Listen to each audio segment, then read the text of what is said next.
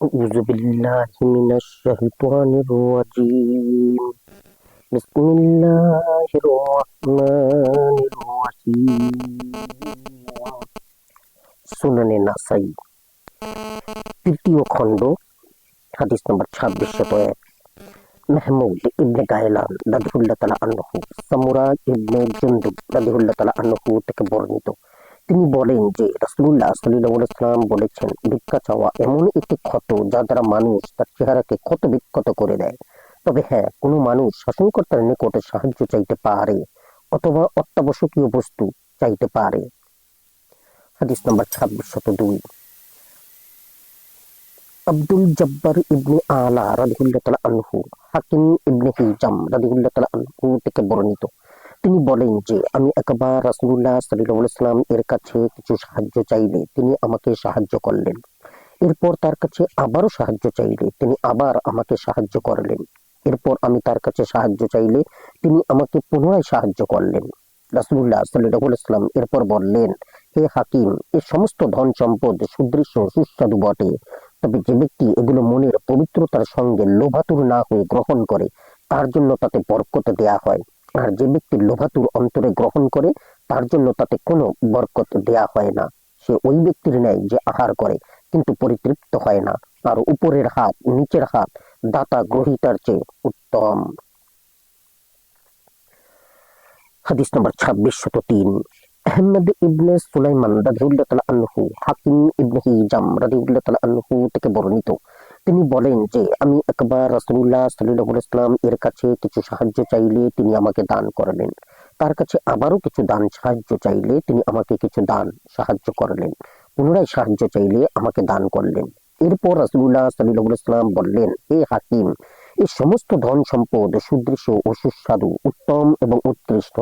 যে ব্যক্তি সেগুলো লোভ মুক্ত মন নিয়ে গ্রহণ করে তার জন্য তাতে বরকত দেয়া হয়, আর যে ব্যক্তি তার লোভাতুর অন্তরে গ্রহণ করে তার জন্য তাতে বরকত দেয়া হয় না। সে ওই ব্যক্তির ন্যায় যে আহার করে কিন্তু পরিতৃপ্ত হতে পারে না। আর উপরের হাত দাতা হাত গ্রহীতা হাত নিচের হাত থেকে উত্তম। হাদিস নম্বর 2604 রাবি ইবনে সুলাইমান রাদিয়াল্লাহু তাআলা আনহু হাকিম ইবনে হিজাম রাদিয়াল্লাহু তাআলা আনহু থেকে বর্ণিত যে আমি একবার রাসূলুল্লাহ সাল্লাল্লাহু আলাইহি ওয়াসাল্লাম এর কাছে কিছু সাহায্য চাইলাম, তিনি আমাকে দান করলেন। আমি তার কাছে আবার কিছু দান সাহায্য চাইলে তিনি আমাকে আবারও দান করলেন। এরপর রাসূলুল্লাহ সাল্লাল্লাহু আলাইহি ওয়াসাল্লাম বললেন, হে হাকিম, এই সমস্ত ধন সম্পদ হলো সুস্বাদু মনোমুগ্ধকর। যে ব্যক্তি এগুলো লোভ মুক্ত মন নিয়ে গ্রহণ করে তার জন্য তাতে বরকত দেয়া হয়, আর যে ব্যক্তি এগুলো লোভাতুর অন্তরে গ্রহণ করে তার জন্য তাতে বরকত দেয়া হয় না। যে ব্যক্তি ওই ব্যক্তির ন্যায় যে আহার করলো কিন্তু পরিতৃপ্ত হতে পারলো না, আর উপরের হাত নিচের হাত থেকে উত্তম। হাকিম রাদিয়াল্লাহু তাআলা আনহু বলেন, আমি বললাম, ইয়া রাসূলুল্লাহ, সেই সত্তার শপথ যিনি আপনাকে সত্য দিন সহ পাঠিয়েছেন, আপনার কাছে চাওয়ার পরে আমি আমার দুনিয়া ছেড়ে যাব পর্যন্ত জীবিত থাকাকালীন আর কাউকে ঝামেলা করব না, কারো কাছে কিছুই চাইব না। হাদিস নম্বর 2605 কুতাইবা রাদিয়াল্লাহু তাআলা আনহু ইবনে সাইদি মালিকি রাদিয়াল্লাহু তাআলা আনহু থেকে বর্ণিত। তিনি বলেন, উমর ইবনে খাত্তাব রাদিয়াল্লাহু তাআলা আনহু আমাকে সাদাকা আদায়কারী রূপে নিযুক্ত করলেন। যখন আমি কাজ সাদাকা আদায় সম্পন্ন করলাম এবং সেগুলো তাকে উমর ইবনে খাত্তাব রাদিয়াল্লাহু তাআলা আনহু দিয়ে দিলাম, তখন তিনি আমাকে কাজের বিনিময় নিতে আদেশ দিলেন। আমি তাকে বললাম যে আমি এই কাজ আল্লাহর ওয়াস্তে করেছি, আর এর প্রতিদান আমি আল্লাহর কাছ থেকে নিব। তিনি বললেন, আমি তোমাকে যা দিচ্ছি তা তুমি নিয়ে নাও। যেহেতু আমিও রাসূলুল্লাহ সাল্লাল্লাহু আলাইহি ওয়াসাল্লাম এর যুগে সাদাকা উসুল করার কাজ করতাম এবং রাসূলুল্লাহ সাল্লাল্লাহু আলাইহি ওয়াসাল্লামকে তোমার মতোই বললাম, কিন্তু তিনি আমাকে বললেন যে চাওয়া ব্যতীত তোমাকে কিছু দেয়া হলে সেটা নিয়ে নেবে এবং খাবে ও দান সাদকা করে দেবে। হাদিস নম্বর 2606 সাইদ ইবনে আব্দুর রহমান আবু ওবাইদুল্লাহ মাকজুমি রাদিয়াল্লাহু তাআলা আনহু আব্দুল্লাহ ইবনে সাদি রাদিয়াল্লাহু তাআলা আনহু থেকে বর্ণিত যে তিনি একবার সিরিয়া থেকে উমর ইবনে খাত্তাব রাদিয়াল্লাহু তাআলা আনহু এর কাছে আসলে তিনি তাকে বললেন যে আমি শুনেছি যে তুমি মুসলমানদের কোনো কাজ যাকাত আদায় করলে তোমাকে তার পারিশ্রমিক দেয়া হলে তা তুমি নাকি গ্রহণ করো না। তিনি বললেন, হ্যাঁ, আমার কিছু ঘোড়া এবং দাস দাসী রয়েছে এবং আমি সচ্ছল অবস্থায় আছি, তাই আমার ইচ্ছা আমার কাজ মুসলমানদের জন্য সাদাকা স্বরূপ হোক।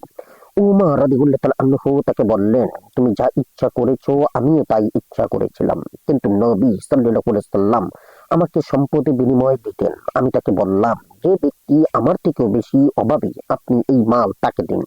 তিনি আমাকে একবার কিছু মাল দিলে আমি তাকে বললাম, এই মাল যে আমার থেকে বেশি অভাবী আপনি তাকেই দিন।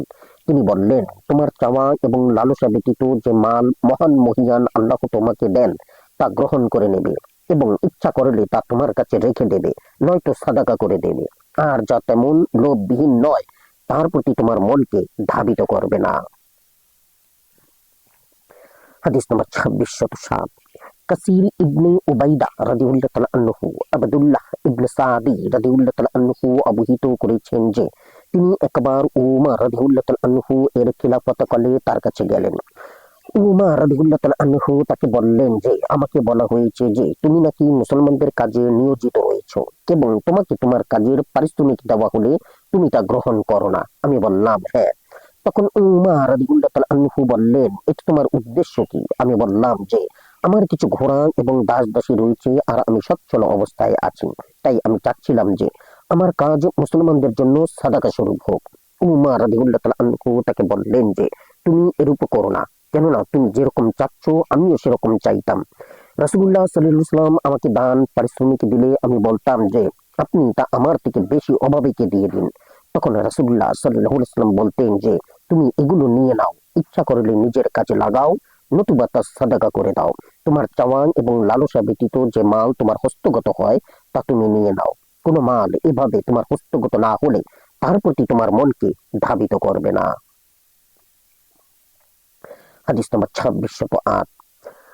আমর ইবনে মানসুর এবং ইসহাক ইবনে মানসুর রাদিয়াল্লাহু তাআলা আনহু আব্দুল্লাহ ইবনে সাদি রাদিয়াল্লাহু তাআলা আনহু অবহিত করেছেন যে তিনি একবার উমর ইবনে খাত্তাব রাদিয়াল্লাহু তাআলা আনহু এর খিলাফতকালে তার কাছে আসলেন। উমর রাদিয়াল্লাহু তাআলা আনহু তাকে বললেন, আমাকে তা অবহিত করা হয়েছে যে তুমি নাকি মানুষের কাছে নিয়োজিত থাকো এবং তার বিনিময় দেওয়া হলে তুমি তা অপছন্দ করো। তিনি বলেন, আমি বললাম, হ্যাঁ। তিনি উমর রাদিয়াল্লাহু তাআলা আনহু বললেন, এর দ্বারা তোমার উদ্দেশ্য কি? আমি বললাম, আমার কিছু ঘোড়া এবং দাস দাসী রয়েছে আর আমি সচ্ছল অবস্থায় রয়েছি, তাই আমি চাচ্ছিলাম যে আমার কাজগুলো মুসলমানদের জন্য সাদাকা স্বরূপ হোক।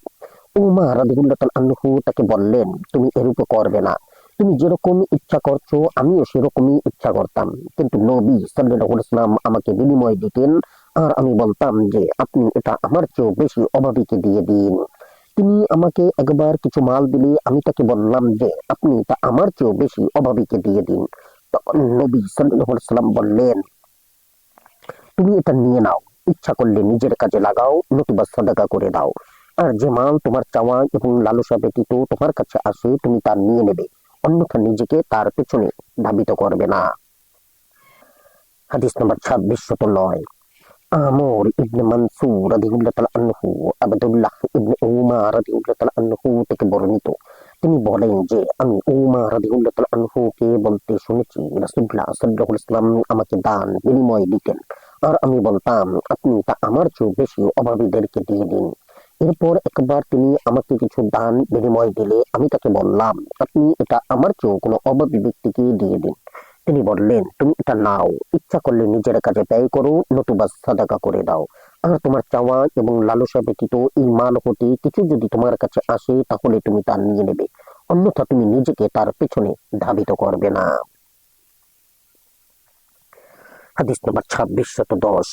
আমর ইবনে সাওয়াদ রাদিয়াল্লাহু তাআলা আনহু আব্দুল মুত্তালিব ইবনে রাবিয়া রাদিয়াল্লাহু তাআলা আনহু থেকে বর্ণিত যে তার পিতা রাবিয়া ইবনে হারিস রাদিয়াল্লাহু তাআলা আনহু তাকে এবং ফজল ইবনে আব্বাস রাদিয়াল্লাহু তাআলা আনহুকে বললেন যে তোমরা রাসূলুল্লাহ সাল্লাল্লাহু আলাইহি ওয়াসাল্লাম এর কাছে যাও এবং তাকে বলো যে ইয়া রাসূলুল্লাহ, আমাদেরকে সাদাকা উসুল করার জন্য কর্মচারী নিযুক্ত করুন। আমরা এই অবস্থায় থাকাকালে হযরত আলী রাদিয়াল্লাহু তাআলা আনহু আসলেন এবং আমাদেরকে বললেন যে রাসূলুল্লাহ সাল্লাল্লাহু আলাইহি ওয়াসাল্লাম তোমাদের কাউকেও সাদাকা উসুল করার জন্য কর্মচারী নিযুক্ত করবেন না।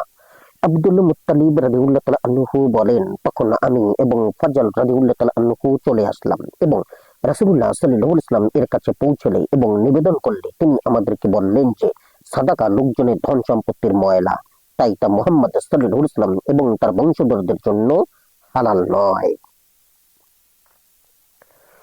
হাদিস নম্বর 2611। ইসহাক ইবনে ইব্রাহিম রাদিয়াল্লাহু তাআলা আনহু শুবা রাদিয়াল্লাহু তাআলা আনহু থেকে বর্ণিত, তিনি বলেন আমি আবু ইয়াস রাদিয়াল্লাহু তাআলা আনহু কে জিজ্ঞাসা করলাম, আপনি কি আনাস রাদিয়াল্লাহু তাআলা আনহু কে বলতে শুনেছেন যে রাসূলুল্লাহ সাল্লাল্লাহু আলাইহি ওয়াসাল্লাম বলেছেন কোন সম্প্রদায়ে ভাগ্নে সে সম্প্রদায়ের সদস্য হিসাবে পরিগণিত? তখন আবু ইয়াস রাদিয়াল্লাহু তাআলা আনহু বললেন, হ্যাঁ আমি শুনেছি। হাদিস নাম্বার 2612।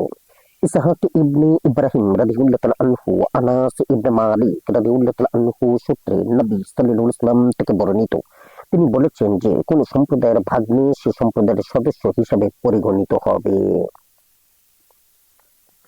হাদিস নাম্বার 2613। আমর ইবনে আলী রাদিয়াল্লাহু তাআলা আনহু আবু রাফি রাদিয়াল্লাহু তাআলা আনহু থেকে বর্ণিত যে রাসূলুল্লাহ সাল্লাল্লাহু আলাইহি ওয়াসাল্লাম একবার মাকজুম গোত্রের এক ব্যক্তিকে সাদাকা উসুল করার জন্য নিযুক্ত করলেন। তখন আবু রাফি রাদিয়াল্লাহু তাআলা আনহু তার সঙ্গে যেতে চাইলে রাসূলুল্লাহ সাল্লাল্লাহু আলাইহি ওয়াসাল্লাম বললেন যে সাদাকা আমাদের জন্য বৈধ নয়, আর কোন সম্প্রদায়ের আজাদকৃত গোলাম তাদের অন্তর্ভুক্ত সদস্য হিসেবে পরিগণিত। হাদিস নম্বর 2614। জিয়াদ ইবনে আইয়ুব রাদিয়াল্লাহু তাআলা আনহু বাহজ রাদিয়াল্লাহু তাআলা আনহু এর দাদা হাজাম রাদিয়াল্লাহু তাআলা আনহু থেকে বর্ণিত, তিনি বলেছেন যে নবী সাল্লাল্লাহু আলাইহি ওয়াসাল্লামকে কোনো কিছু পেশ করা হলে তিনি জিজ্ঞাসা করতেন যে এটা হাদিয়া না সাদাকা। সাদাকা বলা হলে তিনি তা খেতেন না, আর হাদিয়া বলা হলে তিনি তার হাত প্রসারিত করতেন, খেতেন। হাদিস নম্বর 2615। আমর ইবনে ইয়াজিদ রাদিয়াল্লাহু তাআলা আনহু আয়েশা রাদিয়াল্লাহু তাআলা আনহা থেকে বর্ণিত যে তিনি বারিরা রাদিয়াল্লাহু তাআলা আনহাকে খরিদ করে মুক্ত আজাদ করে দেওয়ার ইচ্ছা করলেন। তার মালিকেরা তার মিরাজ প্রাপ্তির শর্ত আরোপ করলে তিনি রাসূলুল্লাহ সাল্লাল্লাহু আলাইহি ওয়াসাল্লামকে এ কথা জানালেন। তখন তিনি বললেন, তুমি তাকে কিনে মুক্ত করে দাও, কেননা গোলামের মুক্তিদাতাই মিরাজের হকদার, আর মুক্তি দেওয়া হলে তাকে পূর্ববর্তী বিয়ে অক্ষুণ্ণ রাখা না রাখার এখতিয়ার দেয়া হলো। একদিন রাসূলুল্লাহ সাল্লাল্লাহু আলাইহি ওয়াসাল্লাম এর কাছে কিছু গোশত আনা হলে তাকে বলা হলো যে তা বারিরা রাদিয়াল্লাহু তাআলা আনহুকে সাদাকা রূপে প্রদত্ত গোশতের অংশ। তিনি রাসূলুল্লাহ সাল্লাল্লাহু আলাইহি ওয়াসাল্লাম বললেন যে তা তার জন্য সাদাকা আর আমাদের জন্য হাদিয়া। তার স্বামীও স্বাধীন ব্যক্তি ছিল। হাদিস নম্বর 2616। মুহাম্মদ ইবনে সালামা এবং হারিস ইবনে মিসকিন রাদিয়াল্লাহু তাআলা আনহু আসলাম রাদিয়াল্লাহু তাআলা আনহু থেকে বর্ণিত, তিনি বলেন আমি উমা রাদিয়াল্লাহু তাআলা আনহুকে বলতে শুনেছি যে আমি একবার আল্লাহর রাস্তায় বাহন রূপে একটি ঘোড়া দান করলাম। যার কাছে ঘোড়াটি ছিল সে ওটাকে যত্ন না নিয়ে নষ্ট করে দেওয়ার উপক্রম করলে আমি তার কাছ থেকে ওটা কিনে নিতে মনস্থ করলাম। আমার মনে হলো যে সে তার সস্তা দামে বিক্রি করে দেবে। এই ব্যাপারে আমি রাসূলুল্লাহ সাল্লাল্লাহু আলাইহি ওয়াসাল্লামকে জিজ্ঞাসা করলে তিনি বললেন, তুমি সেটা খরিদ করো না, যদিও সে তোমাকে তা এক দিরহামেও দিয়ে দেয়, যেহেতু সাদাকা ফিরিয়ে নেওয়া ব্যক্তি নিজের বনে পুনরায় আহারকারী কুকুরের সমতুল্য। হাদিস নম্বর 2617। হারুন ইবনে ইসহাক রাদিয়াল্লাহু তাআলা আনহু উমর রাদিয়াল্লাহু তাআলা আনহু থেকে বর্ণিত যে তিনি একবার একটি ঘোড়া বাহন রূপে আল্লাহর রাস্তায় দান করে দিলেন। এরপর তিনি তা বিক্রয় হতে দেখে তা ক্রয় করতে চাইলেন এবং এই ব্যাপারে রাসূলুল্লাহ সাল্লাল্লাহু আলাইহি ওয়াসাল্লাম এর পরামর্শ চাইলে তিনি নবী সাল্লাল্লাহু আলাইহি ওয়াসাল্লাম বললেন, তুমি তোমার সাদাকায়ে হস্তক্ষেপ করো না। হাদিস নম্বর 2618। মুহাম্মদ ইবনে আবদুল্লাহ রাদিয়াল্লাহু তাআলা আনহু আবদুল্লাহ ইবনে উমার রাদিয়াল্লাহু তাআলা আনহু বর্ণনা করেন যে উমার রাদিয়াল্লাহু তাআলা আনহু একবার একটি ঘোড়া মহিয়ান আল্লাহর রাস্তায় সাদাকা করে দিলেন। তারপর তা বিক্রয় হতে দেখে তা ক্রয় করতে চাইলেন এবং রাসূলুল্লাহ সাল্লাল্লাহু আলাইহি ওয়াসাল্লাম এর কাছে এসে এই ব্যাপারে পরামর্শ চাইলে রাসূলুল্লাহ সাল্লাল্লাহু আলাইহি ওয়াসাল্লাম বললেন যে তুমি তোমার সাদাকা ঘোড়া ফিরিয়ে নিও না। হাদিস নম্বর 2619। আমর ইবনে আলী রাদিয়াল্লাহু তাআলা আনহু সাইয়্যিদ ইবনে মুসাইয়্যিব রাদিয়াল্লাহু তাআলা আনহু থেকে বর্ণিত যে একদা রাসূলুল্লাহ সাল্লাল্লাহু আলাইহি ওয়াসাল্লাম আত্তাব ইবনে উসাইদ রাদিয়াল্লাহু তাআলা আনহুকে আঙ্গুরের পরিমাপ করে শুকনা আঙ্গুর কিশমিশ দ্বারা তার যাকাত আদায় করতে বললেন, যেরূপ খেজুরের যাকাত শুকনা খেজুর দ্বারা আদায় করা হয়। হাদিস নম্বর 2620। মুহাম্মদ ইবনে আবদুল্লাহ ইবনে মুবারক মুকাররমি রাদিয়াল্লাহু তাআলা আনহু আবু হুরায়রা রাদিয়াল্লাহু তাআলা আনহু থেকে বর্ণিত, তিনি বলেন রাসূলুল্লাহ সাল্লাল্লাহু আলাইহি ওয়াসাল্লাম একবার লোকদের সামনে খুতবা দিলেন। তিনি বললেন, মহান মহিয়ান আল্লাহ তাআলা তোমাদের উপর হজ ফরজ করেছেন। তখন এক ব্যক্তি বলল, ইয়া রাসূলুল্লাহ, তাকে প্রতি বছরে? তিনি রাসূলুল্লাহ সাল্লাল্লাহু আলাইহি ওয়াসাল্লাম তার উত্তর দেয়া থেকে নীরব রইলেন। লোকটি 3 বার এর পুনরাবৃত্তি করল। পরে তিনি রাসূলুল্লাহ সাল্লাল্লাহু আলাইহি ওয়াসাল্লাম বললেন, যদি আমি বলতাম হ্যাঁ, তাহলে অবশ্যই তা প্রতি বছরের জন্য ফরজ হয়ে যেত। আর যদি ফরজ হয়েই যেত তাহলে তোমরা তা আদায় করতে পারতে না। আমি যা বলি তা বলতে দাও। প্রশ্ন করে সহজ কাজকে জটিল করো না। কেননা তোমাদের পূর্বে যারা ছিল তারা অধিক প্রশ্ন করা এবং তাদের নবীদের সাথে মতবিরোধের কারণে ধ্বংস হয়েছে। আমি যখন তোমাদেরকে কোনো কাজের আদেশ দিই তখন তা তোমরা সাধ্যানুযায়ী পালন করো, আর যখন কোনো কাজ করতে নিষেধ করি তখন তা পরিত্যাগ করো। হাদিস নম্বর 2621। মুহাম্মদ ইবনে ইয়াহইয়া ইবনে আবদুল্লাহ নিশাপুরী রাদিয়াল্লাহু তাআলা আনহু ইবনে আব্বাস রাদিয়াল্লাহু তাআলা আনহু থেকে বর্ণিত, একবার রাসূলুল্লাহ সাল্লাল্লাহু আলাইহি ওয়াসাল্লাম ভাষণ দিতে দাঁড়িয়ে বললেন, আল্লাহ তাআলা তোমাদের উপর হজ ফরজ করেছেন। তখন আকরা ইবনে হাবিস তামিমি রাদিয়াল্লাহু তাআলা আনহু বললেন, ইয়া রাসূলুল্লাহ, তাকে প্রতি বছরের জন্য? তিনি রাসূলুল্লাহ সাল্লাল্লাহু আলাইহি ওয়াসাল্লাম নীরব রইলেন। তারপর বললেন, আমি যদি বলতাম হ্যাঁ, তবে তা ফরজ হয়ে যেত। তখন তোমরা তা শুনতেও না এবং মানতেও না। কিন্তু তোমরা জেনে রাখো, হজ তা একটি, হজ একবারই ফরজ। হাদিস নম্বর 2622। মুহাম্মদ ইবনে আব্দুল আলা রাদিয়াল্লাহু তাআলা আনহু আবু রুজাইন রাদিয়াল্লাহু তাআলা আনহু থেকে বর্ণিত, তিনি বললেন, ইয়া রাসূলুল্লাহ, আমার পিতা একজন অতি বৃদ্ধ লোক। হজ ও উমরা করার এবং বাহনে আরোহণের ক্ষমতা তার নেই। তিনি রাসূলুল্লাহ সাল্লাল্লাহু আলাইহি ওয়াসাল্লাম বললেন, তাহলে তুমি তোমার পিতার পক্ষ থেকে হজ ও উমরা আদায় করো। হাদিস নম্বর 2623। আবদা ইবনে আবদুল্লাহ সাফার বাসরি রাদিয়াল্লাহু তাআলা আনহু আবু হুরায়রা রাদিয়াল্লাহু তাআলা আনহু থেকে বর্ণিত, তিনি বলেন রাসূলুল্লাহ সাল্লাল্লাহু আলাইহি ওয়াসাল্লাম বলেছেন, মাবরুর কবুল হওয়া হজের জন্য জান্নাতে ব্যতীত কোনো প্রতিদান নেই। আর এক উমরা অন্য উমরার মধ্যবর্তী সময়ের জন্য গুনাহের কাফফারা হয়। হাদিস নম্বর 2624। আমর ইবনে মানসুর রাদিয়াল্লাহু তাআলা আনহু আবু হুরায়রা রাদিয়াল্লাহু তাআলা আনহু নবী সাল্লাল্লাহু আলাইহি ওয়াসাল্লাম থেকে বর্ণনা করেন যে তিনি বলেছেন, মাবরুর হজের প্রতিদান জান্নাতে ব্যতীত আর কিছুই নয়। হাদিস নম্বর 2625।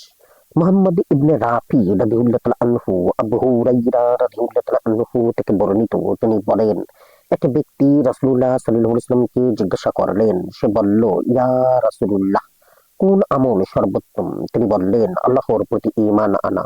সে বললেন, এরপর কোনটি? তিনি বললেন, আল্লাহর রাস্তায় জিহাদ করা। ওই ব্যক্তি আবার বলল, তারপর কোনটি? তিনি বললেন, মাবরুর হজ। হাদিস নম্বর 2626। ঈসা ইবনে ইব্রাহিম ইবনে মাসউদ রাদিয়াল্লাহু তাআলা আনহু আবু হুরায়রা রাদিয়াল্লাহু তাআলা আনহু থেকে বর্ণিত, তিনি বলেন রাসূলুল্লাহ সাল্লাল্লাহু আলাইহি ওয়াসাল্লাম বলেছেন, আল্লাহর প্রতিনিধি 3 ব্যক্তি, গাজী, মুজাহিদ, হাজী ও উমরা আদায়কারী।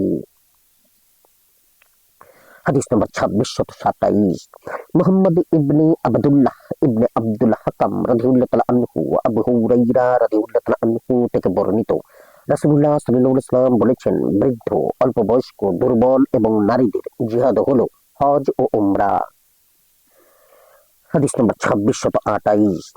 আবু আম্মার হুসাইন ইবনে হুরাইস মারওয়াজি রাদিয়াল্লাহু তাআলা আনহু আবু হুরায়রা রাদিয়াল্লাহু তাআলা আনহু থেকে বর্ণিত, তিনি বলেন রাসূলুল্লাহ সাল্লাল্লাহু আলাইহি ওয়াসাল্লাম বলেছেন, যে ব্যক্তি এই ঘরের বাইতুল্লাহর কাজ করলো এবং অশ্লীল কথা বলল না ও কোনো পাপ করলো না, সে সদ্যজাত শিশুর মতো নিষ্পাপ হয়ে প্রত্যাবর্তন করলো। হাদিস নম্বর 2629। ইসহাক ইবনে ইব্রাহিম রাদিয়াল্লাহু তাআলা আনহু আয়েশা বিনতে তালহা রাদিয়াল্লাহু তাআলা আনহা থেকে বর্ণিত, তিনি বলেন উম্মুল মুমিনিন আয়েশা রাদিয়াল্লাহু তাআলা আনহা আমাকে বলেছেন যে আমি বললাম, ইয়া রাসূলুল্লাহ, আমরা কি আপনার সাথে জিহাদে যোগদান করব না? আমি কোরআন জিহাদ অপেক্ষা উত্তম কোন আমলই দেখছি না। তিনি রাসূলুল্লাহ সাল্লাল্লাহু আলাইহি ওয়াসাল্লাম বললেন, না, বরং তোমাদের নারীদের জন্য অতি সুন্দর ও অতি উত্তম জিহাদ হলো বাইতুল্লাহর হজ অর্থাৎ মাবরুর হজ। হাদিস নম্বর 2630, কুতাইবা ইবনে সাঈদ রাদিয়াল্লাহু তাআলা আনহু আবু হুরায়রা রাদিয়াল্লাহু তাআলা আনহু থেকে বর্ণিত, তিনি বলেন রাসূলুল্লাহ সাল্লাল্লাহু আলাইহি ওয়াসাল্লাম বলেছেন, এক উমরা হতে অন্য উমরা পর্যন্ত উভয়ের মধ্যবর্তী সময়ের জন্য কাফারা আর মাবরুর হজের বিনিময়ে জান্নাত ব্যতীত আর কিছুই নয়। হাদিস নম্বর 2631, আবু দাউদ রাদিয়াল্লাহু তাআলা আনহু আমর ইবনে দিনার রাদিয়াল্লাহু তাআলা আনহু থেকে বর্ণিত, তিনি বলেন ইবনে আব্বাস রাদিয়াল্লাহু তাআলা আনহু বলেছেন রাসূলুল্লাহ সাল্লাল্লাহু আলাইহি ওয়াসাল্লাম বলেছেন, তোমরা হজ ও উমরা পরস্পর পালন, হজ সমাপনের পর উমরা এবং উমরার পর হজ করবে, কেননা তা এই দুটি অভাব অনটন ও পাপকে দূর করে দেয়, যেমন কামারের হাপড় লোহার মরিচা দূর করে থাকে। হাদিস নম্বর 2632, মুহাম্মদ ইবনে ইয়াহইয়া ইবনে আইয়ুব রাদিয়াল্লাহু তাআলা আনহু আব্দুল্লাহ রাদিয়াল্লাহু তাআলা আনহু থেকে বর্ণিত, তিনি বলেন রাসূলুল্লাহ সাল্লাল্লাহু আলাইহি ওয়াসাল্লাম বলেছেন, তোমরা হজ ও উমরা পরস্পর হজ সমাপনের পর উমরা এবং উমরার পর হজ আদায় করবে, কেননা তা অভাব ও পাপ এরূপ দূর করে দেয় যেরূপ হাপড় লোহা সোনা ও রূপার ময়লা দূর করে থাকে, আর মাবরুর হজের সওয়াব জান্নাত ব্যতীত আর কিছুই নয়। হাদিস নম্বর 2633, মুহাম্মদ ইবনে বাশশার রাদিয়াল্লাহু তাআলা আনহু ইবনে আব্বাস রাদিয়াল্লাহু তাআলা আনহু থেকে বর্ণিত যে একজন মহিলা হজ মান্নত করেছিল, সে মৃত্যুবরণ করলো, হজ করতে পারলো না। এরপর তার ভাই রাসূলুল্লাহ সাল্লাল্লাহু আলাইহি ওয়াসাল্লাম এর নিকটে এসে এই ব্যাপারে জিজ্ঞাসা করলো। তিনি বললেন, তুমি কি মনে করো যদি তোমার বোনের দেনা থাকতো তুমি কি তা আদায় করতে?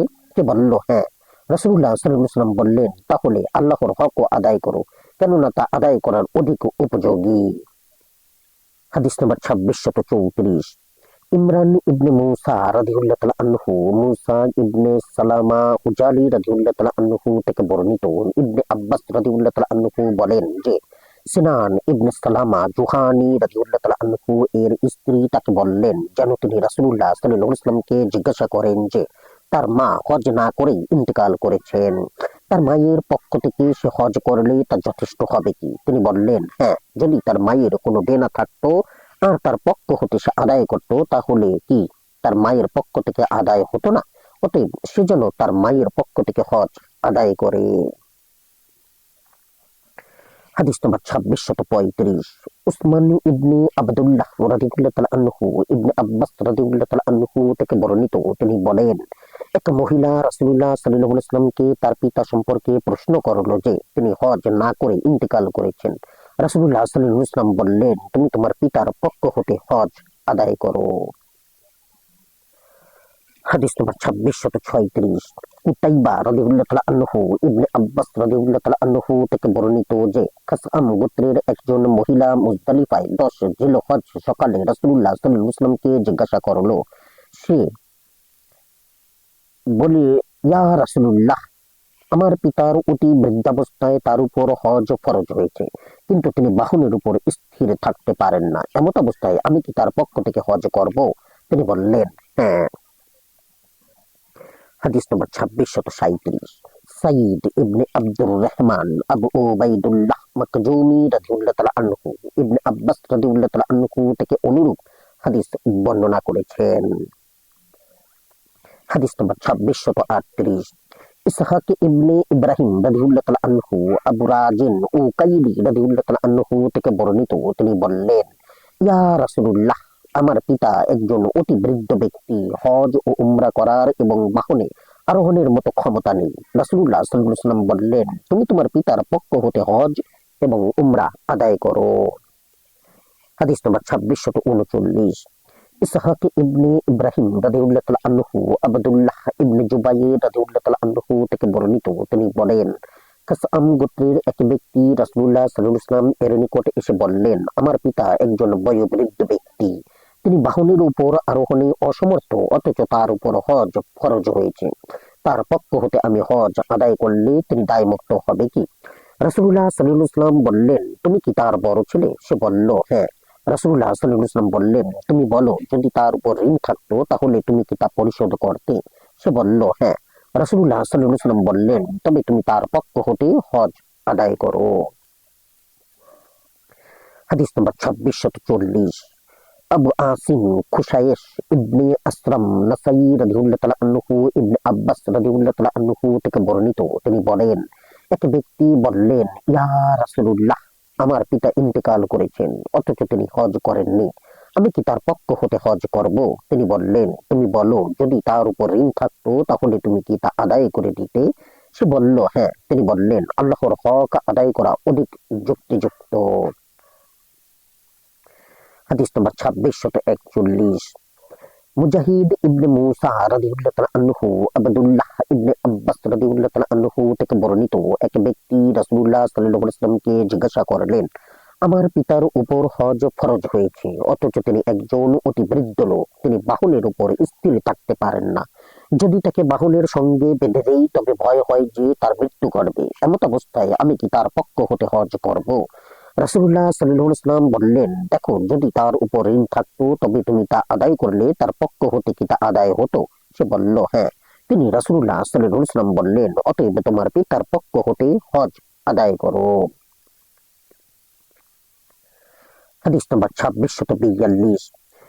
মুহাম্মদ ইবনে সালামা ও হারিস ইবনে মিসকিন রাদিয়াল্লাহু তাআলা আনহু আব্দুল্লাহ ইবনে আব্বাস রাদিয়াল্লাহু তাআলা আনহু থেকে বর্ণিত, তিনি বলেন, হজের সফরে ফজল ইবনে আব্বাস রাদিয়াল্লাহু তাআলা আনহু রাসূলুল্লাহ সাল্লাল্লাহু আলাইহি ওয়াসাল্লাম এর পিছনে বাহনের উপর উপবিষ্ট ছিলেন। এমন সময় খাসআম গোত্রের এক মহিলা এক সমস্যার সমাধান জিজ্ঞাসা করার জন্য রাসূলুল্লাহ সাল্লাল্লাহু আলাইহি ওয়াসাল্লাম এর নিকট আসলো। তখন ফজল ওই মহিলার দিকে তাকাচ্ছিলেন আর ওই মহিলাও তার দিকে তাকাচ্ছিল। রাসূলুল্লাহ সাল্লাল্লাহু আলাইহি ওয়াসাল্লাম ফজলের চেহারা অন্যদিকে ফিরিয়ে দিলেন। তখন ওই মহিলাটি বলল, ইয়া রাসূলুল্লাহ, আল্লাহ বান্দাদের উপর আল্লাহ তাআলা নির্ধারিত ফরজ হজ আমার পিতার উপর তার অতি বৃদ্ধাবস্থায় সাব্যস্ত হয়েছে, অথচ তিনি বাহনের উপর স্থির থাকতে পারেন না, আমি কি তার পক্ষ হতে হজ আদায় করব? তিনি রাসূলুল্লাহ সাল্লাল্লাহু আলাইহি ওয়াসাল্লাম বললেন, হ্যাঁ। এই ঘটনাটি ছিল বিদায় হজের। হাদিস নম্বর 2643। আবু দাউদ রাদিয়াল্লাহু তাআলা আনহু ইবনে আব্বাস রাদিয়াল্লাহু তাআলা আনহু থেকে বর্ণিত যে বিদায় হজের দিন খাসআম গোত্রের এক মহিলা রাসূলুল্লাহ সাল্লাল্লাহু আলাইহি ওয়াসাল্লাম এর নিকট ফতোয়া চাইল। তখন ফজল ইবনে আব্বাস রাদিয়াল্লাহু তাআলা আনহু রাসূলুল্লাহ সাল্লাল্লাহু আলাইহি ওয়াসাল্লাম এর বাহনে তার পিছনে আরোহী ছিলেন। সে মহিলা বলল, ইয়া রাসূলুল্লাহ, আল্লাহ বান্দাদের উপর আল্লাহ তাআলার নির্ধারিত ফরজ হজ আমার পিতার উপর তার অতি বৃদ্ধাবস্থায় সাব্যস্ত হয়েছে, অথচ তিনি বাহনের উপর স্থির থাকতে পারেন না, আমি তার পক্ষ হতে হজ করলে তা কি আদায় হবে? রাসূলুল্লাহ সাল্লাল্লাহু আলাইহি ওয়াসাল্লাম তাকে বললেন, হ্যাঁ। তখন ফজল ইবনে আব্বাস রাদিয়াল্লাহু তাআলা আনহু ওই মহিলার দিকে তাকাচ্ছিলেন আর ওই মহিলাটি ছিল সুন্দরী। রাসূলুল্লাহ সাল্লাল্লাহু আলাইহি ওয়াসাল্লাম ফজল রাদিয়াল্লাহু তাআলা আনহুকে ধরে তার চেহারা অন্যদিকে ফিরিয়ে দিলেন। হাদিস নম্বর 2644।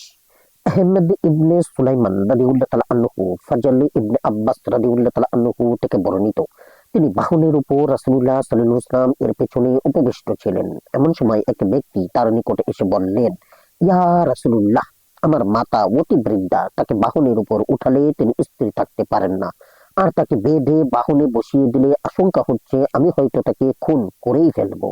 তখন রাসূলুল্লাহ সাল্লাল্লাহু আলাইহি ওয়াসাল্লাম বললেন, বলো তো, যদি তোমার মাতার ঋণ থাকতো তাহলে তুমি কি তা পরিশোধ করতে? সে বলল, হ্যাঁ। তখন তিনি রাসূলুল্লাহ সাল্লাল্লাহু আলাইহি ওয়াসাল্লাম বললেন, তাহলে তুমি তোমার মাতার পক্ষ হতে হজ আদায় করো।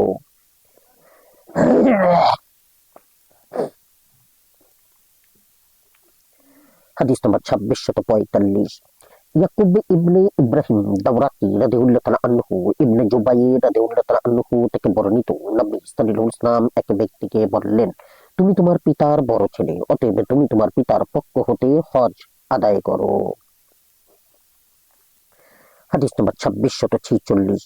মুহাম্মদ ইবনে মুসান্না রাদিয়াল্লাহু তাআলা আনহু ইবনে আব্বাস রাদিয়াল্লাহু তাআলা আনহু থেকে বর্ণিত যে এক মহিলা তার শিশু সন্তানকে রাসূলুল্লাহ সাল্লাল্লাহু আলাইহি ওয়াসাল্লাম এর দিকে তুলে ধরে বললেন, ইয়া রাসূলুল্লাহ, এর জন্য কি হজ রয়েছে? তিনি বললেন, হ্যাঁ, এবং সওয়াব তোমারই। হাদিস নম্বর 2647। মাহমুদ ইবনে কায়লান রাদিয়াল্লাহু তাআলা আনহু আব্দুল্লাহ ইবনে আব্বাস রাদিয়াল্লাহু তাআলা আনহু থেকে বর্ণিত, তিনি বলেন, এক মহিলা হাওদা থেকে একটি শিশু সন্তানকে বের করে দিলেন। বললেন, ইয়া রাসূলুল্লাহ, এর জন্য কি হজ রয়েছে? তিনি বললেন, হ্যাঁ, এবং তোমার জন্য সওয়াব। হাদিস নম্বর 2648। আমর ইবনে মানসুর রাদিয়াল্লাহু তাআলা আনহু ইবনে আব্বাস রাদিয়াল্লাহু তাআলা আনহু থেকে বর্ণিত, তিনি বলেন, এক মহিলা একটি শিশু সন্তানকে নবী সাল্লাল্লাহু আলাইহি ওয়াসাল্লাম এর দিকে উঁচু করে ধরে বললেন, ইয়া রাসূলুল্লাহ, এর জন্য কি হজ রয়েছে? তিনি বললেন, হ্যাঁ, এবং তোমার জন্য সওয়াব। হাদিস নম্বর 2649। আবদুল্লাহ ইবনে মুহাম্মদ ইবনে আব্দুর রহমান ও হারিস ইবনে মিসকিন রাদিয়াল্লাহু তাআলা আনহু ইবনে আব্বাস রাদিয়াল্লাহু তাআলা আনহু থেকে বর্ণিত, তিনি বলেন, রাসূলুল্লাহ সাল্লাল্লাহু আলাইহি ওয়াসাল্লাম হজ করে ফেরার পথে যখন রাওহা নামক স্থানে পৌঁছলেন, তখন একদল লোকের সাথে তার দেখা হলো। তিনি বললেন, তোমরা কারা? তারা বলল, আমরা মুসলমান। তারা জিজ্ঞাসা করলো, আপনারা কারা? সাহাবায়ে কিরাম বললেন, ইনি তারা রাসূলুল্লাহ সাল্লাল্লাহু আলাইহি ওয়াসাল্লাম ও সাহাবীগণ। রাবি বলেন, এমন সময় একজন মহিলা হাওদা থেকে একটি শিশুকে বের করে বলল, এর জন্য কি হজ আছে? রাসূলুল্লাহ সাল্লাল্লাহু আলাইহি ওয়াসাল্লাম বললেন, হ্যাঁ, এবং তোমার সওয়াব। হাদিস নম্বর 2650। সুলাইমান ইবনে দাউদ ও হারিস ইবনে মিসকিন রাদিয়াল্লাহু তাআলা আনহু ইবনে আব্বাস রাদিয়াল্লাহু তাআলা আনহু থেকে বর্ণিত যে রাসূলুল্লাহ সাল্লাল্লাহু আলাইহি ওয়াসাল্লাম এক মহিলার পাশ দিয়ে যাচ্ছিলেন, আর মহিলাটি ছিল পর্দার মধ্যে এবং তার সাথে একটি শিশু ছিল। তখন সে শিশুটিকে দেখিয়ে বললেন, এর জন্য কি হজ আছে? তিনি বললেন, হ্যাঁ, তবে সওয়াব তোমার জন্য। হাদিস নম্বর 2651। হান্নাদ ইবনে সারি রাদিয়াল্লাহু তাআলা আনহু আয়েশা রাদিয়াল্লাহু তাআলা আনহা থেকে বর্ণিত, তিনি বলেন, আমরা হজের উদ্দেশ্যে রাসূলুল্লাহ সাল্লাল্লাহু আলাইহি ওয়াসাল্লাম এর সাথে জিলকদ মাসের 5 দিন অবশিষ্ট থাকতে বের হয়েছিলাম। হজ ছাড়া আমাদের অন্য কোনো উদ্দেশ্য ছিল না। আমরা যখন মক্কার নিকটবর্তী হলাম, তখন রাসূলুল্লাহ সাল্লাল্লাহু আলাইহি ওয়াসাল্লাম আদেশ করলেন, যার সাথে কুরবানির পশু নেই সে যেন বাইতুল্লাহর তাওয়াফ সমাপ্ত করে উমরা করে। হজের মিকাত সমূহ ইহরামের নির্ধারিত স্থান হালাল হয়ে যায়। হাদিস নম্বর 2652। কুতাইবা রাদিয়াল্লাহু তাআলা আনহু আবদুল্লাহ ইবনে উমার রাদিয়াল্লাহু তাআলা আনহু থেকে বর্ণিত যে রাসূলুল্লাহ সাল্লাল্লাহু আলাইহি ওয়াসাল্লাম বলেছেন, মদিনাবাসীরা তালবিয়া পাঠ করবে, ইহরাম বাঁধবে জুল হুলাইফা থেকে, আর সিরিয়াবাসীগণ জুহফা নামক স্থান থেকে, নজদবাসীগণ কারণ নামক স্থান হতে। এবং আমার নিকট বর্ণনা পৌঁছেছে যে রাসূলুল্লাহ সাল্লাল্লাহু আলাইহি ওয়াসাল্লাম বলেছেন, আর ইয়ামানবাসীগণ ইহরাম বাঁধবে ইয়ালালাম থেকে। হাদিস নম্বর 2653। কুতাইবা রাদিয়াল্লাহু তাআলা আনহু আবদুল্লাহ ইবনে উমার রাদিয়াল্লাহু তাআলা আনহু থেকে বর্ণিত যে এক ব্যক্তি মসজিদে দাঁড়িয়ে বললেন, ইয়া রাসূলুল্লাহ, আপনি কোন স্থান থেকে আমাদেরকে ইহরাম বাঁধার আদেশ করেন? রাসূলুল্লাহ সাল্লাল্লাহু আলাইহি ওয়াসাল্লাম বললেন, মদিনাবাসীগণ ইহরাম বাঁধবে জুল হুলাইফা থেকে, আর সিরিয়াবাসীগণ জুহফা থেকে, আর নজদবাসীগণ কারণ থেকে। ইবনে উমার রাদিয়াল্লাহু তাআলা আনহু বলেন, তারা সাহাবী রাদিয়াল্লাহু তাআলা আনহু বলেন যে রাসূলুল্লাহ সাল্লাল্লাহু আলাইহি ওয়াসাল্লাম বলেছেন, ইয়ামানবাসীগণ ইয়ালালাম থেকে তালবিয়া পাঠ ইহরাম করবে। ইবনে উমার রাদিয়াল্লাহু তাআলা আনহু বলতেন, এই কথাটি আমি রাসূলুল্লাহ সাল্লাল্লাহু আলাইহি ওয়াসাল্লাম থেকে স্পষ্ট শুনতে ও বুঝতে পারিনি। হাদিস নম্বর 2654। আমর ইবনে মানসুর রাদিয়াল্লাহু তাআলা আনহু আয়েশা রাদিয়াল্লাহু তাআলা আনহা থেকে বর্ণিত যে রাসূলুল্লাহ সাল্লাল্লাহু আলাইহি ওয়াসাল্লাম মদিনাবাসীদের জন্য জুল হুলাইফা থেকে মিকাত নির্ধারণ করেছেন, এবং সিরিয়া ও মিশরবাসীদের জন্য জুহফা, ইরাকিদের জন্য জাতু ইরক, আর ইয়ামানবাসীদের জন্য ইয়ালামলাম কে। হাদিস নম্বর 2655। রাবি ইবনে সুলাইমান রাদিয়াল্লাহু তাআলা আনহু ইবনে আব্বাস রাদিয়াল্লাহু তাআলা আনহু থেকে বর্ণিত যে রাসূলুল্লাহ সাল্লাল্লাহু আলাইহি ওয়াসাল্লাম মদিনাবাসীদের জন্য জুল হুলাইফা, সিরিয়াবাসীদের জন্য জুহফা, নজদবাসীদের জন্য কারণ, আর ইয়ামানবাসীদের জন্য ইয়ালামলাম কে মিকাত নির্ধারণ করেছেন। তিনি বলেছেন, এই সকল মিকাত তো ওই সকল স্থানের অধিবাসীদের জন্য, আর ওই সকল লোকের জন্য যারা অন্য স্থানের বাসিন্দা কিন্তু এই সকল স্থান দিয়ে আগমন করে। আর যে ব্যক্তির পরিবার মিকাতের মধ্যে রয়েছে তারা যে স্থান হতে ইচ্ছা করে, আর এই বিধান মক্কাবাসীদের জন্য প্রযোজ্য। হাদিস নম্বর 2656। কুতাইবা রাদিয়াল্লাহু তাআলা আনহু সালিম রাদিয়াল্লাহু তাআলা আনহু তার পিতা থেকে বর্ণনা করেন যে রাসূলুল্লাহ সাল্লাল্লাহু আলাইহি ওয়াসাল্লাম বলেছেন, মদিনাবাসীগণ তালবিয়া পাঠ করবে, ইহরাম বাঁধবে জুল হুলাইফা থেকে, সিরিয়াবাসীগণ জুহফা থেকে, নজদবাসীগণ কারণ থেকে। আর আমি নিজে শুনিনি, কিন্তু আমাকে বলা হয়েছে যে তিনি রাসূলুল্লাহ সাল্লাল্লাহু আলাইহি ওয়াসাল্লাম বলেছেন, আর ইয়ামানবাসীগণ তালবিয়া পাঠ করবে ইয়ালামলাম থেকে। হাদিস নম্বর 2657। মুহাম্মদ ইবনে আব্দুল্লাহ ইবনে আম্মার মাউসিলি রাদিয়াল্লাহু তাআলা আনহু আয়েশা রাদিয়াল্লাহু তাআলা আনহা থেকে বর্ণিত, তিনি বলেন রাসূলুল্লাহ সাল্লাল্লাহু আলাইহি ওয়াসাল্লাম মদিনাবাসীদের জন্য জুলহুলাইফা, সিরিয়া ও মিশরবাসীদের জন্য জুহফা, ইরাকবাসীগণের জন্য জাতু ইরক, নজদবাসীদের জন্য কারণ এবং ইয়ামানবাসীদের জন্য ইয়ালামলামকে মিকাত নির্ধারণ করেছেন। হাদিস নম্বর 2658।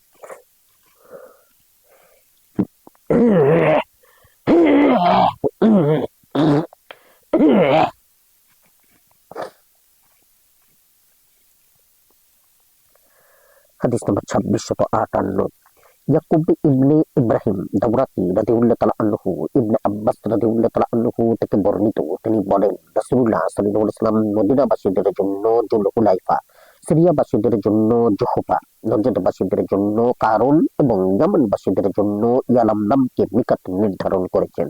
তিনি বলেন এ সকল মিকাত উল্লেখিতদের দেশের অধিবাসীদের জন্য এবং ওই সকল লোকের জন্য যারা হজ ও উমরার উদ্দেশ্যে এই সকল স্থান দিয়ে আগমন করে।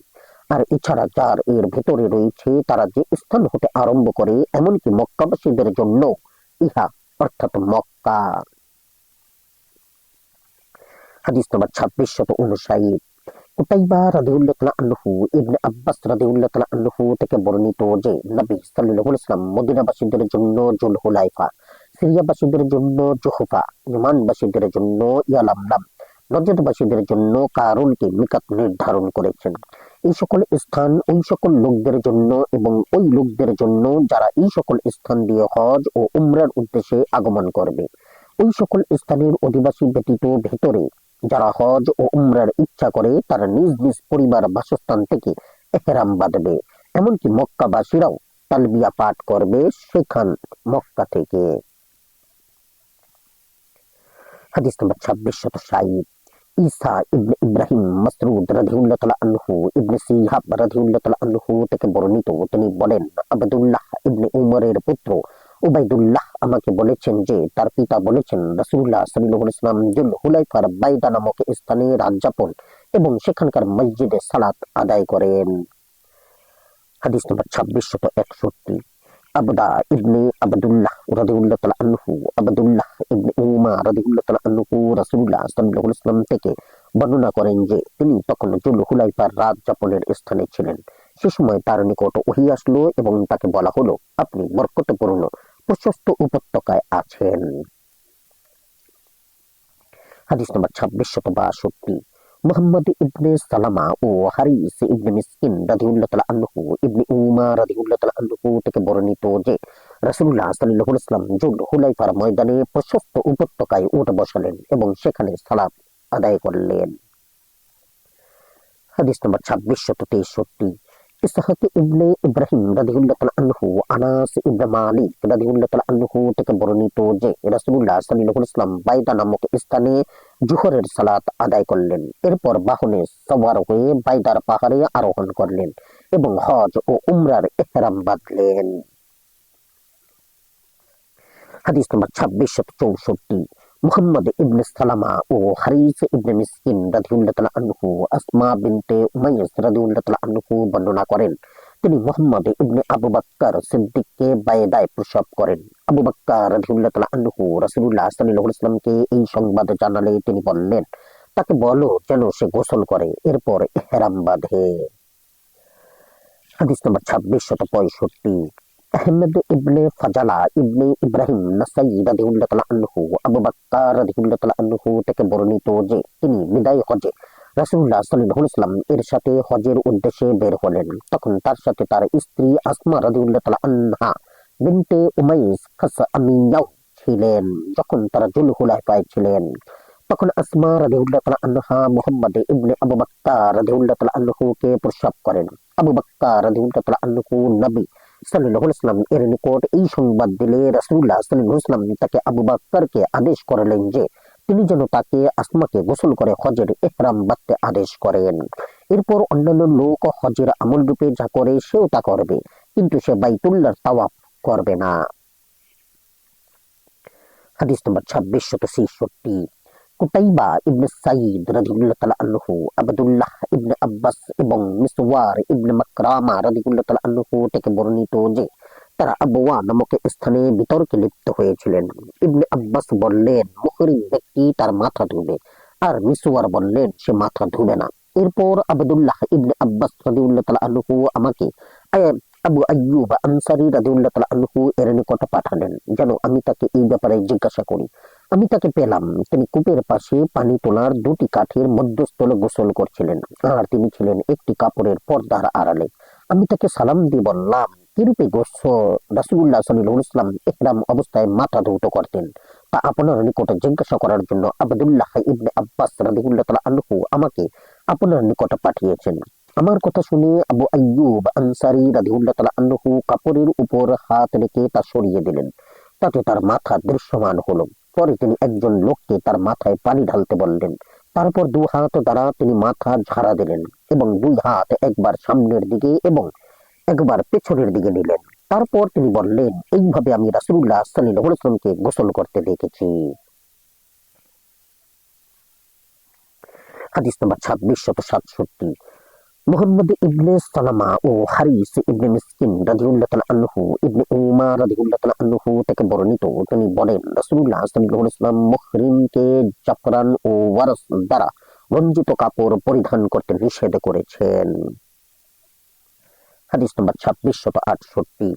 মুহাম্মদ ইবনে মানসুর রাদিয়াল্লাহু তাআলা আনহু সালিম রাদিয়াল্লাহু তাআলা আনহু তার পিতা থেকে বর্ণনা করেন যে তিনি বলেছেন, রাসূলুল্লাহ সাল্লাল্লাহু আলাইহি ওয়াসাল্লাম এর নিকট জিজ্ঞাসা করা হয়েছিল মুহরিম ব্যক্তি কিরূপে কাপড় পরিধান করবে। তিনি বলেছিলেন, মুহরিম ব্যক্তি জামা, বরনুস, পাজামা, পাগড়ি এবং ওই সকল কাপড় যা ওয়ারস বা জাফরান দ্বারা রং করা হয়েছে তা পরিধান করবে না, আর পরিধান করবে না মোজা, কিন্তু ওই ব্যক্তি ছাড়া যার জুতা না থাকে। যদি জুতা না পায় তাহলে নিম্ন পর্যন্ত সে দুটি মোজা কেটে তা পরিধান করবে।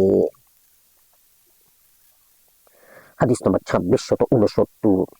নূহ ইবনে হাবিব কওমাসি রাদিয়াল্লাহু তাআলা আনহু ইয়ালা ইবনে উমাইয়া রাদিয়াল্লাহু তাআলা আনহু থেকে বর্ণিত, তিনি বললেন, যদি ওহী অবতীর্ণ হওয়ার সময় আমি রাসূলুল্লাহ সাল্লাল্লাহু আলাইহি ওয়াসাল্লামকে দেখতে পেতাম। এরপরে এক সময় আমরা রানা নামক স্থানে ছিলাম। তখন নবী সাল্লাল্লাহু আলাইহি ওয়াসাল্লাম তাঁবুর ভিতরে ছিলেন। এমত অবস্থায় তার নিকট ওহী আসলে উমর রাদিয়াল্লাহু তাআলা আনহু আমার দিকে ইশারা করলেন, এদিকে এসো। আমি তাঁবুর ভিতরে আমার মাথা ঢুকালাম।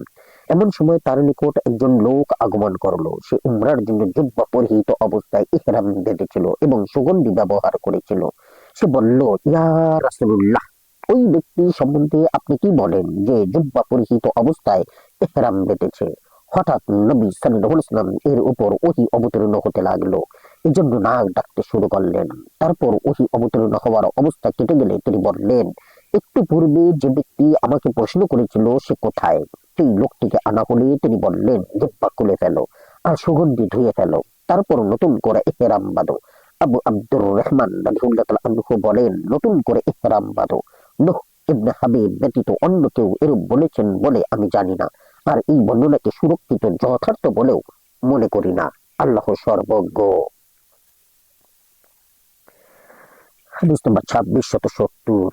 কুতাইবা রাদিয়াল্লাহু তাআলা আনহু আব্দুল্লাহ ইবনে উমার রাদিয়াল্লাহু তাআলা আনহু বর্ণনা করেন, এক ব্যক্তি রাসূলুল্লাহ সাল্লাল্লাহু আলাইহি ওয়াসাল্লামকে মুহরিম কি বস্ত্র পরিধান করবে এই সম্বন্ধে জিজ্ঞাসা করলে রাসূলুল্লাহ সাল্লাল্লাহু আলাইহি ওয়াসাল্লাম বললেন, জামা, পাগড়ি, পায়জামা, বরনুস, মোজা তোমরা পরিধান করবে না। তবে যদি কেউ জুতা না পায় তাহলে সে মোটা মোজা পরিধান করতে পারবে, আর সে যেন তা গ্রহণটির নিচ পর্যন্ত কেটে নেবে। আর তোমরা ইহরাম অবস্থায় এমন কাপড় পরিধান করবে না যাতে জাফরান অথবা ওয়ারস রঞ্জিত হয়েছে লেগেছে। হাদিস নম্বর 2671। আমর ইবনে আলী রাদিয়াল্লাহু তাআলা আনহু ইবনে উমার রাদিয়াল্লাহু তাআলা আনহু থেকে বর্ণিত, একদা এক ব্যক্তি বললেন, ইয়া রাসূলুল্লাহ সাল্লাল্লাহু আলাইহি ওয়াসাল্লাম, আমরা যখন ইহরাম অবস্থায় থাকি তখন আমরা কোন কোন কাপড় পরিধান করব? তিনি রাসূলুল্লাহ সাল্লাল্লাহু আলাইহি ওয়াসাল্লাম বললেন, তোমরা কামিজ, জামা পরিধান করবে না। আমর একবার কামিজ স্থলে কুসুম বহুবচন বলেছেন, বললেন, তোমরা জামা, পাগড়ি, পায়জামা পরিধান করবে না এবং মোজা, ওড়না, কিন্তু যদি তোমাদের কারো জুতা না থাকে তাহলে তা গ্রন্থের নিচ থেকে কেটে নেবে আর পরিধান করবে না এমন কাপড় যাতে ওয়ারস ও জাফরান এর রং লেগেছে। হাদিস নম্বর 2672। কুতাইবা রাদিয়াল্লাহু তাআলা আনহু ইবনে আব্বাস রাদিয়াল্লাহু তাআলা আনহু থেকে বর্ণিত, তিনি বলেন, আমি নবী সাল্লাল্লাহু আলাইহি ওয়াসাল্লামকে খুতবা দেওয়ার সময় বলতে শুনেছি যে মুহরিম ব্যক্তিদের মধ্যে যে তহবন্ধ খোলা লুঙ্গি না পায় সে পায়জামা পরিধান করতে পারে, আর যে ব্যক্তি জুতা না পায় সে মোজা পরিধান করতে পারে। হাদিস নাম্বার 2673। আইয়ুব ইবনে মুহাম্মদ উজ্জান রাদিয়াল্লাহু তাআলা আনহু ইবনে আব্বাস রাদিয়াল্লাহু তাআলা আনহু থেকে বর্ণিত, তিনি বলেন যে আমি রাসূলুল্লাহ সাল্লাল্লাহু আলাইহি ওয়াসাল্লামকে বলতে শুনেছি যে ব্যক্তি তহবন্ধ খোলা লুঙ্গি না পায় সে পায়জামা পরিধান করতে পারে, আর যে ব্যক্তি জুতা না পায় সে মোজা পরতে পারে। হাদিস নাম্বার 2674। কুতাইবা রাদিয়াল্লাহু তাআলা আনহু ইবনে উমার রাদিয়াল্লাহু তাআলা আনহু থেকে বর্ণিত, তিনি বলেন, এক ব্যক্তি দাঁড়িয়ে বললেন, ইয়া রাসূলুল্লাহ, ইহরাম অবস্থায় আমাদেরকে কি কি কাপড় পরিধান করতে আদেশ করেন? রাসূলুল্লাহ সাল্লাল্লাহু আলাইহি ওয়াসাল্লাম বললেন, তোমরা জামা, পায়জামা, পাগড়ি এবং বুরনুস পরবে না, আর মোজা পরিধান করবে না। কিন্তু যদি কারো জুতা না থাকে তবে সে পায়ের গ্রন্থের নিম্ন পর্যন্ত মোজা পরিধান করতে পারে। আর যে কাপড়ে জাফরান বা ওয়ারস রং লেগেছে ওই সকল কাপড় তোমরা পরিধান করবে না। আর মুহরিম নারী নিকাব পরিধান করবে না, আর হাত মোজাও পরিধান করবে না। হাদিস নাম্বার 2675। কুতাইবা রাদিয়াল্লাহু তাআলা আনহু আব্দুল্লাহ ইবনে উমার রাদিয়াল্লাহু তাআলা আনহু থেকে বর্ণিত, এক ব্যক্তি রাসূলুল্লাহ সাল্লাল্লাহু আলাইহি ওয়াসাল্লামকে জিজ্ঞাসা করলেন, ইয়া রাসূলুল্লাহ, মুহরিম ব্যক্তি কি কাপড় পরিধান করবে? রাসূলুল্লাহ সাল্লাল্লাহু আলাইহি ওয়াসাল্লাম বললেন, জামা, পায়জামা, পাগড়ি, বুরনুস ও মোজা পরিধান করবে না। কিন্তু যে ব্যক্তি জুতা না পায় সে মোজা পরিধান করবে, এবং সে দুটো মোজা পায়ের গ্রন্থের নিচ থেকে কেটে নেবে, আর ওয়ারস ও জাফরান মিশ্রিত রঞ্জিত কাপড় পরিধান করবে না। হাদিস নাম্বার 2676। মুহাম্মদ ইবনে ইসমাইল ও আমর ইবনে আলী রাদিয়াল্লাহু তাআলা আনহু ইবনে উমার রাদিয়াল্লাহু তাআলা আনহু থেকে বর্ণিত, এক ব্যক্তি রাসূলুল্লাহ সাল্লাল্লাহু আলাইহি ওয়াসাল্লামকে জিজ্ঞাসা করলো যে আমরা ইহরাম অবস্থায় কি কাপড় পরিধান করব? তিনি বললেন, তোমরা জামা, পায়জামা, পাগড়ি, বুরনুস ও মোজা পরিধান করবে না। তবে কারো যদি জুতা না থাকে তাহলে সে গ্রন্থের নিচ পর্যন্ত মোজা পরিধান করবে। আর যে কাপড়ে জাফরান কিংবা ওয়ারস এর রং লেগেছে এমন কোনো কাপড় পরিধান করবে না। হাদিস নাম্বার 2677। আবুল আশআস রাদিয়াল্লাহু তাআলা আনহু ইবনে উমার রাদিয়াল্লাহু তাআলা আনহু থেকে বর্ণিত, তিনি বলেন, এক ব্যক্তি নবী সাল্লাল্লাহু আলাইহি ওয়াসাল্লামকে সম্বোধন করে বললেন, ইয়া রাসূলুল্লাহ, আমরা ইহরাম অবস্থায় কি কাপড় পরিধান করব? তিনি বললেন, তুমি জামা, পাগড়ি, পায়জামা আর বুরনুস আর মোজা পরিধান করবে না। কিন্তু যদি জুতা না পাও তবে পরতে পারো। যদি জুতা না থাকে তাহলে গ্রন্থের নিচে পর্যন্ত মোজা পরতে পারো। হাদিস নাম্বার 2678। আবুল আশআস আহমেদ ইবনে মিকদাম রাদিয়াল্লাহু তাআলা আনহু ইবনে উমার রাদিয়াল্লাহু তাআলা আনহু বর্ণনা করেন, এক ব্যক্তি নবী সাল্লাল্লাহু আলাইহি ওয়াসাল্লামকে ডাক দিয়ে জিজ্ঞাসা করলেন, আমরা ইহরাম অবস্থায় কি কাপড় পরিধান করব? তিনি বললেন, জামা, পাগড়ি, বুরনুস, পায়জামা আর মোজা পরিধান করো না। কিন্তু যদি জুতা না থাকে তাহলে গ্রন্থের নিচ পর্যন্ত এক জোড়া মোজা পরতে পারো, আর পরিধান করবে না এমন কাপড় যা ওয়ারস ও জাফরান দ্বারা রঞ্জিত করা হয়েছে, অথবা তিনি বলেছেন এমন কাপড় যাতে ওয়ারস ও জাফরান লেগেছে। হাদিস নাম্বার 2679। হান্নাদ ইবনে সারি রাদিয়াল্লাহু তাআলা আনহু ইবনে উমার রাদিয়াল্লাহু তাআলা আনহু বর্ণনা করেন, আমি নবী সাল্লাল্লাহু আলাইহি ওয়াসাল্লামকে বলতে শুনেছি, তোমরা ইহরাম অবস্থায় জামা, পায়জামা, পাগড়ি, বুরনুস এবং মোজা পরিধান করবে না। হাদিস নাম্বার 2680। ইসমাইল ইবনে মাসউদ রাদিয়াল্লাহু তাআলা আনহু ইবনে আব্বাস রাদিয়াল্লাহু তাআলা আনহু থেকে বর্ণিত, তিনি বলেন, আমি রাসূলুল্লাহ সাল্লাল্লাহু আলাইহি ওয়াসাল্লামকে বলতে শুনেছি যে যখন মুহরিমের তহবন্ধ ইজার খোলা লুঙ্গি না থাকে তখন সে পায়জামা পরতে পারে, আর যখন জুতা না থাকে তখন মোজা পরতে পারে, কিন্তু সেজন্য সে দুটিকে গ্রন্থের নিচ পর্যন্ত কেটে নেয়। হাদিস নাম্বার 2681। ইয়াকুব ইবনে ইব্রাহিম রাদিয়াল্লাহু তাআলা আনহু ইবনে উমার রাদিয়াল্লাহু তাআলা আনহু থেকে বর্ণনা করেন, তিনি বলেছেন, যখন মুহরিম ব্যক্তি জুতা না পায় তখন সে মোজা পরতে পারে, এবং সে দুটি মোজা যেন গ্রন্থের নিচ পর্যন্ত কেটে নেয়।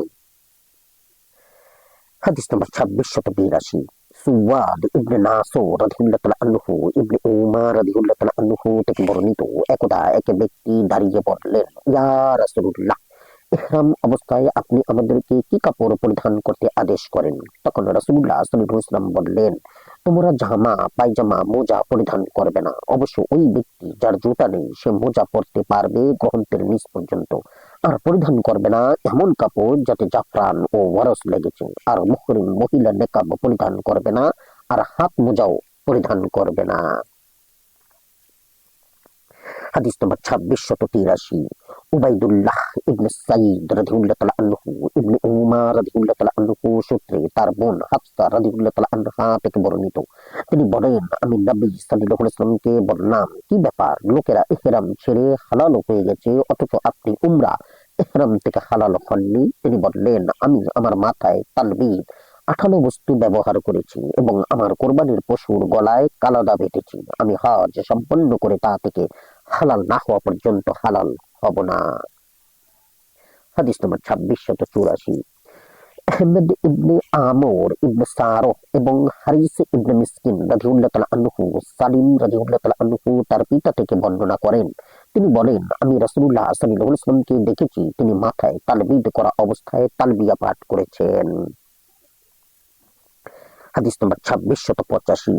কুতাইবা রাদিয়াল্লাহু তাআলা আনহু আয়েশা রাদিয়াল্লাহু তাআলা আনহা থেকে বর্ণিত, তিনি বলেন, রাসূলুল্লাহ সাল্লাল্লাহু আলাইহি ওয়াসাল্লাম যখন ইহরাম বাঁধার ইচ্ছা করিলেন তখন তার ইহরামের সময় আর যখন তিনি ইহরাম খুলছিলেন তার ইহরাম খোলার পূর্বে তাকে আমার নিজ হাতে সুগন্ধি মাখিয়েছি। হাদিস নম্বর 2686। কুতাইবা ইবনে সাঈদ রাদিয়াল্লাহু তাআলা আনহু আয়েশা রাদিয়াল্লাহু তাআলা আনহা থেকে বর্ণিত, তিনি বলেন, আমি রাসূলুল্লাহ সাল্লাল্লাহু আলাইহি ওয়াসাল্লামকে তার ইহরাম বাঁধার পূর্বে এবং তার বাইতুল্লাহ তাওয়াফ করার পূর্বে ইহরাম খোলার সময়ও তাকে সুগন্ধি লাগিয়েছি। হাদিস নম্বর 2687। হুসাইন ইবনে মনসুর ইবনে জাফর নিশাপুরী রাদিয়াল্লাহু তাআলা আনহু আয়েশা রাদিয়াল্লাহু তাআলা আনহা থেকে বর্ণিত, তিনি বলেন, আমি রাসূলুল্লাহ সাল্লাল্লাহু আলাইহি ওয়াসাল্লাম এর গায়ে তার ইহরামের সময় তার ইহরাম বাঁধার পূর্বে সুগন্ধি লাগিয়েছি, তার ইহরাম খোলার সময়ও যখন তিনি ইহরাম খুললেন। হাদিস নম্বর 2688। সাঈদ ইবনে আব্দুর রহমান আবু উবাইদুল্লাহ মাকজুমি রাদিয়াল্লাহু তাআলা আনহু আয়েশা রাদিয়াল্লাহু তাআলা আনহা থেকে বর্ণিত, তিনি বলেন, আমি রাসূলুল্লাহ সাল্লাল্লাহু আলাইহি ওয়াসাল্লামকে তার ইহরামের সময় এবং তার ইহরাম খোলার জন্য জামরাতুল আকাবায় বড় শয়তানকে কঙ্কর নিক্ষেপের পর এবং বাইতুল্লাহর তাওয়াফের পূর্বে সুগন্ধি লাগিয়েছি। হাদিস নম্বর 2689। ঈসা ইবনে মুহাম্মদ আবু উমাইয়া রাদিয়াল্লাহু তাআলা আনহু আয়েশা রাদিয়াল্লাহু তাআলা আনহা থেকে বর্ণিত, তিনি বলেন, আমি রাসূলুল্লাহ সাল্লাল্লাহু আলাইহি ওয়াসাল্লামকে তার হালাল হওয়ার সময় সুগন্ধি লাগিয়েছি আর আমি তাকে তার ইহরামের সময় সুগন্ধি লাগিয়েছি, এমন সুগন্ধি যা তোমাদের সুগন্ধির অনুরূপ নয়। তিনি এর দ্বারা বোঝাতে চেয়েছেন যে তার স্থায়িত্ব ছিল না। হাদিস নম্বর 2690। মুহাম্মদ ইবনে মানসুর রাদিয়াল্লাহু তাআলা আনহু উসমান ইবনে উরওয়া রাদিয়াল্লাহু তাআলা আনহু তার পিতার সূত্রে বর্ণনা করেন যে তিনি বলেছেন, আমি আয়েশা রাদিয়াল্লাহু তাআলা আনহাকে বলেছিলাম, আপনি রাসূলুল্লাহ সাল্লাল্লাহু আলাইহি ওয়াসাল্লামকে কোন প্রকারের সুগন্ধি লাগিয়েছিলেন? তিনি বললেন, সর্বোৎকৃষ্ট সুগন্ধি তার ইহরামের সময় এবং হালাল হওয়ার সময়। হাদিস নম্বর 2691। আহমেদ ইবনে ইয়াহইয়া ইবনে ওয়াজির রাদিয়াল্লাহু তাআলা আনহু আয়েশা রাদিয়াল্লাহু তাআলা আনহা থেকে বর্ণিত, তিনি বলেন, আমি রাসূলুল্লাহ সাল্লাল্লাহু আলাইহি ওয়াসাল্লামকে সুগন্ধি মাখিয়ে দিতাম তার ইহরামের সময় উত্তম সুগন্ধি দ্বারা যা আমি জোগাড় করতে পারতাম। হাদিস নম্বর 2692। আহমেদ ইবনে হারুম রাদিয়াল্লাহু তাআলা আনহু আয়েশা রাদিয়াল্লাহু তাআলা আনহা থেকে বর্ণিত, তিনি বলেন, আমি রাসূলুল্লাহ সাল্লাল্লাহু আলাইহি ওয়াসাল্লামকে উৎকৃষ্ট সুগন্ধি লাগাতাম তার ইহরাম এর সময়, হালাল হওয়ার সময় আর যখন তিনি বাইতুল্লাহর জিয়ারতের তাওয়াফের ইচ্ছা করতেন, যা সুগন্ধি আমি সংগ্রহ করতে পারতাম। হাদিস নম্বর 2693। ইয়াকুব ইবনে ইব্রাহিম রাদিয়াল্লাহু তাআলা আনহু কাসিম রাদিয়াল্লাহু তাআলা আনহু থেকে বর্ণিত, তিনি বলেন, আয়েশা রাদিয়াল্লাহু তাআলা আনহা বলেছেন, আমি রাসূলুল্লাহ সাল্লাল্লাহু আলাইহি ওয়াসাল্লামকে সুগন্ধি লাগিয়েছি তার ইহরাম বাঁধার পূর্বে আর নহর এর দিন 10 জিলহজ বাইতুল্লাহ তাওয়াফ করার পূর্বে, এমন সুগন্ধি যাতে কস্তুরী মিশ্রিত ছিল।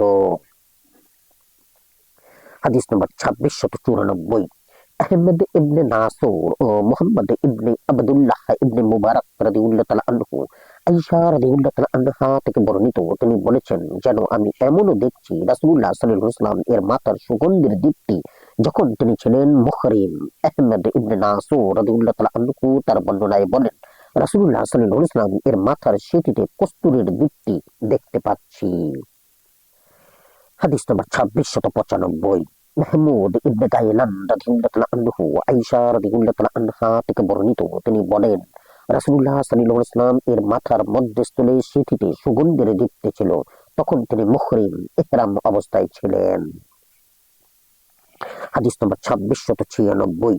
মুহাম্মদ ইবনে কুদামা রাদিয়াল্লাহু তাআলা আনহু আয়েশা রাদিয়াল্লাহু তাআলা আনহা বলেন, আমি যেন দেখছি রাসূলুল্লাহ সাল্লাল্লাহু আলাইহি ওয়াসাল্লাম এর মাথার সুগন্ধের দীপ্তি, তখন তিনি মুহরিম ছিলেন। হাদিস নম্বর 2697। মাহমুদ ইবনে গায়লান রাদিয়াল্লাহু তাআলা আনহু আয়েশা রাদিয়াল্লাহু তাআলা আনহা থেকে বর্ণিত, তিনি বলেন, আমি রাসূলুল্লাহ সাল্লাল্লাহু আলাইহি ওয়াসাল্লাম এর মাথার চুলের মূলে সুগন্ধের দীপ্তি দেখেছিলাম, অথচ তখন তিনি ছিলেন মুহরিম। হাদিস নম্বর 2698।